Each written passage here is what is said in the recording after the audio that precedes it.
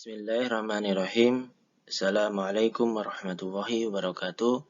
Alhamdulillah. Salatu wassalam ala rasulillah. Amma ba'du.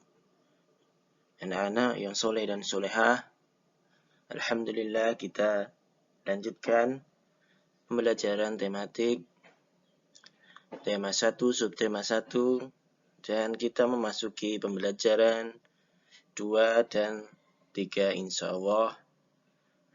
Anak-anak, kemarin kita telah mempelajari tentang gagasan pokok atau gagasan utama dan gagasan penjelas. Dan untuk saat ini atau pada kesempatan ini kita akan teruskan pembelajaran kedua, ya. Masih dengan keberagaman budaya di Indonesia. Keberagaman budaya di Indonesia sangatlah banyak, ya. Contohnya di sini adalah tari Bungon Jumpa, ya. Tari Bungon Jumpa, ya. Tari ini ya berasal dari Aceh, ya. Berasal dari Aceh, dan tari ini berarti juga dengan bunga cempaka atau sebagai simbol kecintaan dan kebanggaan dari masyarakat Aceh terhadap bunga cempaka, ya. Tari ini ada banyak gerakan, ya. Kita tidak usah dicontohkan gerakannya. Namun tari ini berasal dari Aceh sebagai wujud kecintaan masyarakat Aceh terhadap bunga cempaka. Dan anak-anak yang soleh dan solehah, keberagaman bangsa Indonesia, ya, atau semboyan dari keberagaman bangsa Indonesia adalah Bhinneka Tunggal Ika. Bhinneka Tunggal Ika yang berarti Bhinneka adalah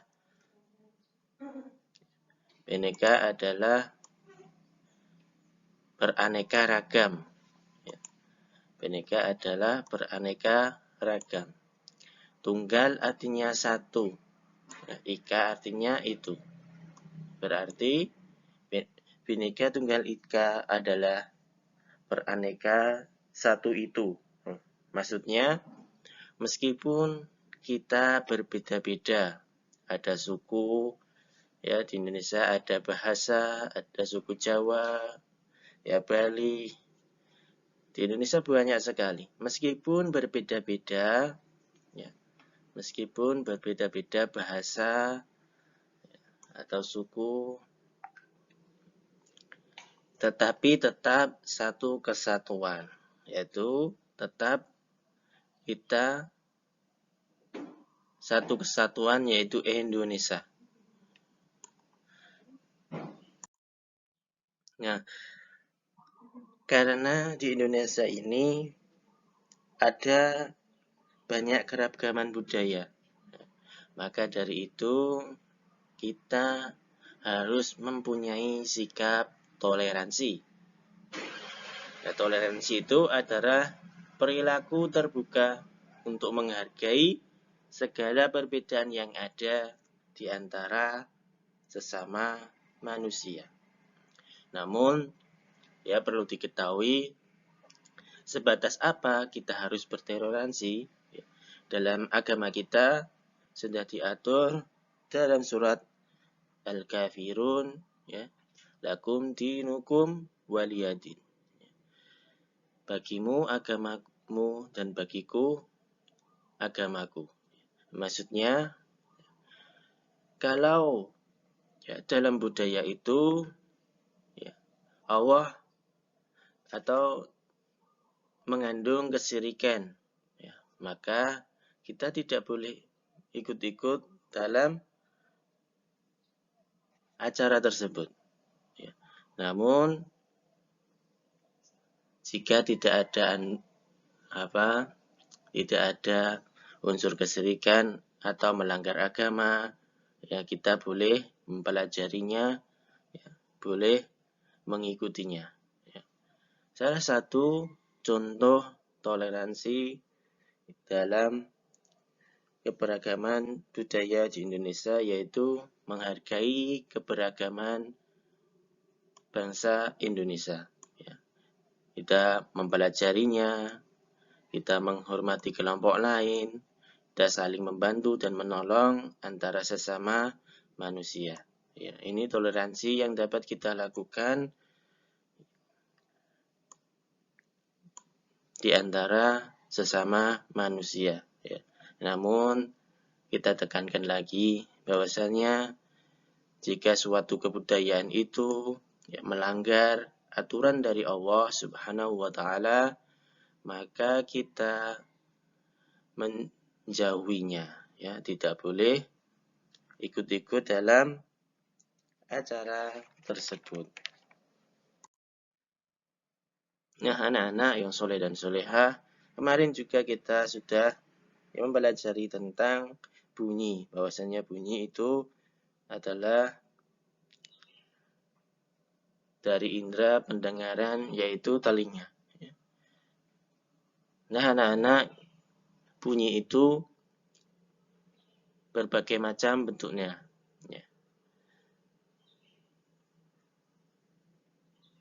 Dari perantara atau medium, perambatannya bunyi itu dapat berupa berbagai macam bentuk, zat, dan bermacam-macam. Jenis zat yang dapat digunakan untuk bunyi untuk melakukan perambatan di antaranya adalah ada gas, ada padat, dan cair. Ya. Perantara bunyi dalam zat yaitu ada gas, padat, dan cair. Perambatan bunyi yang paling cepat, yaitu melalui medium benda padat. Yang paling cepat perambatannya yaitu melalui benda padat. Ya, contohnya ketika kita di gunung, ya, ada batu, itu kan zat padat. Ya. Ketika kita berteriak, maka bunyi itu akan langsung terdengar, ya, akan semakin keras. Ya. Berbeda kalau kita berteriak di pantai, maka tidak terlalu keras, ya. Atau yang mendengar hanya sekitar kita. Nah, beda dengan kita kalau kita di gunung. Ya. Kalau kita berteriak, maka bisa jauh bunyinya. Nah, itulah benda padat. Kemudian paling cepat yang kedua yaitu benda cair, dan yang paling lambat merambatnya adalah melalui gas. Ya. Di sini dicontohkan perambatan bunyi melalui benda padat. Ya. Perambatan bunyi melalui benda padat yaitu misalnya kita bermain telepon-teleponan, ya. Nah, ini bermain telepon-teleponan. Dahulu, ya, permainan ini sangat populer. Ya, dahulu ketika Ustadz kecil, ya, permainan ini sering dimainkan. Ya. Namun pada zaman sekarang anak-anak yang mungkin permainan ini sudah nggak populer lagi, nggak terlalu menarik. Jadi banyak di antara anak-anak sekarang permainannya lebih ke HP, ya, biasanya. Nah, maka dari itu lebih baik, ya, kita, ya, anak-anak tidak terlalu sering ya, bermain HP. Dan yang kedua, perlambatan bunyi melalui zat cair, ya. Yaitu ketika kita di laut, ya, untuk mengukur kedalaman laut, kita bisa memukulkan atau melemparkan sesuatu di laut itu. Atau bunyinya terlalu kencang, maka itu bisa dipastikan laut itu terlalu dalam. Ya, di sini ketika dua batu diadu di dalam air, bunyi yang ditimbulkan dapat kita dengar. Ya, hal tersebut menunjukkan bahwa bunyi dapat merambat melalui zat cair. Yang ketiga, perlambatan yang paling lambat sendiri yaitu perlambatan bunyi melalui gas.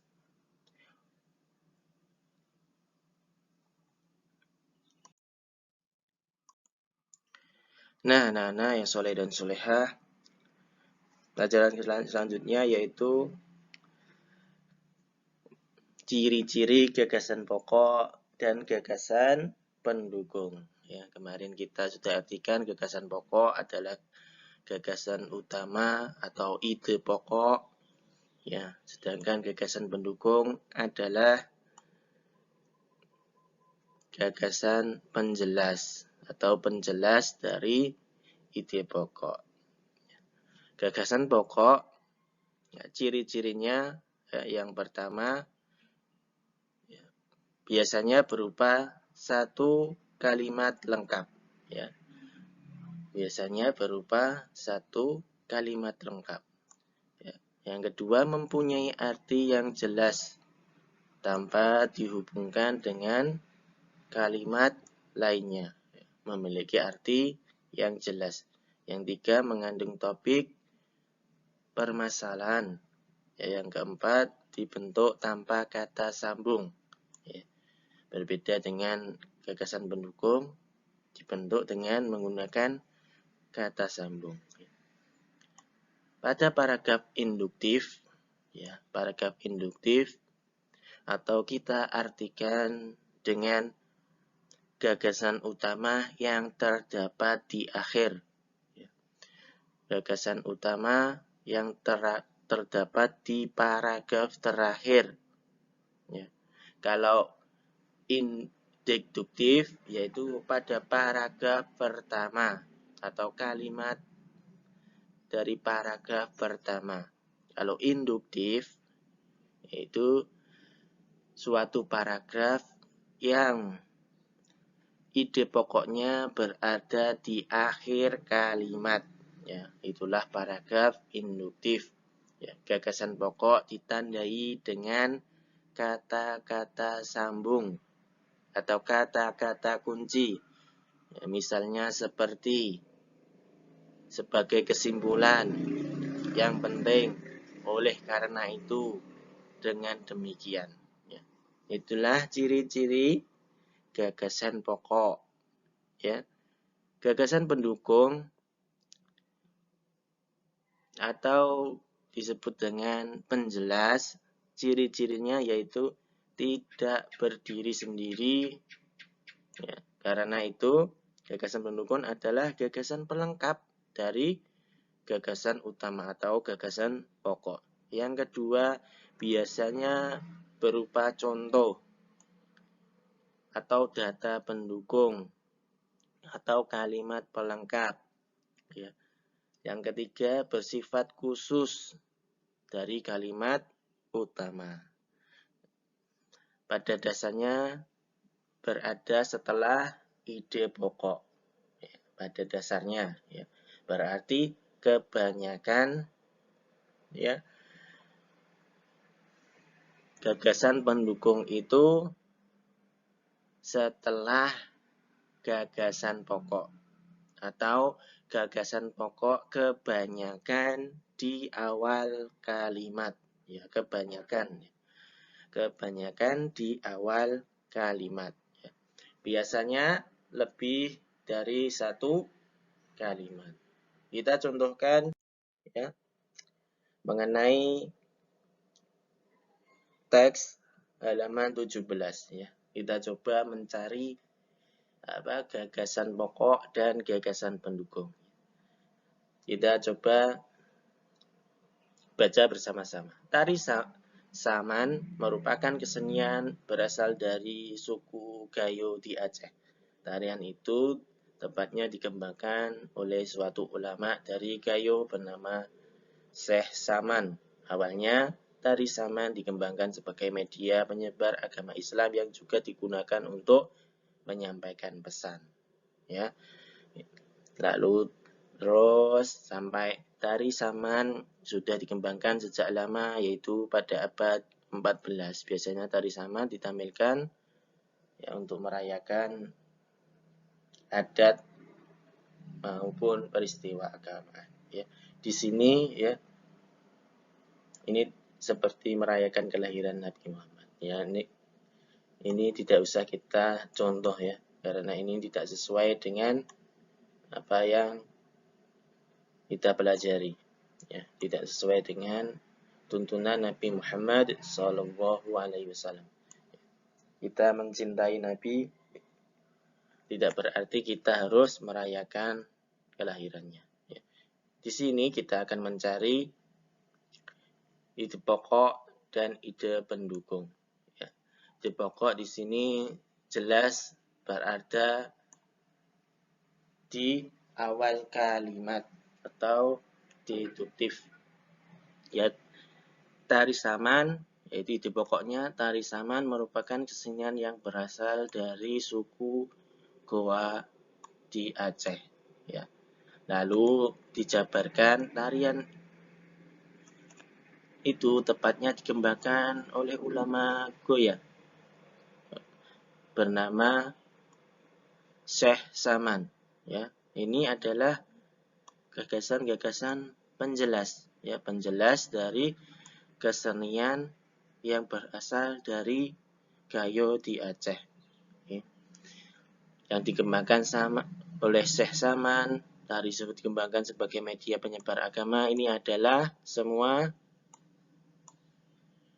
gagasan pendukung. Yang kedua, kita coba cari yang induktif atau gagasan pokok yang berada di akhir kalimat. Contohnya di paragraf keberapa ini? Ketiga. Dalam pertunjukan tari tentu adalah lagu. Dari pertunjukan tari tentu ada lagu musik maupun alat musik yang digunakan sebagai pengiring saat penari melakukan tariannya. Ya, namun berbeda dengan tari Saman. Dalam melakukan tari itu tidak membutuhkan lagu ataupun musik. Tari itu hanya diiringi satu tepuk. Ya.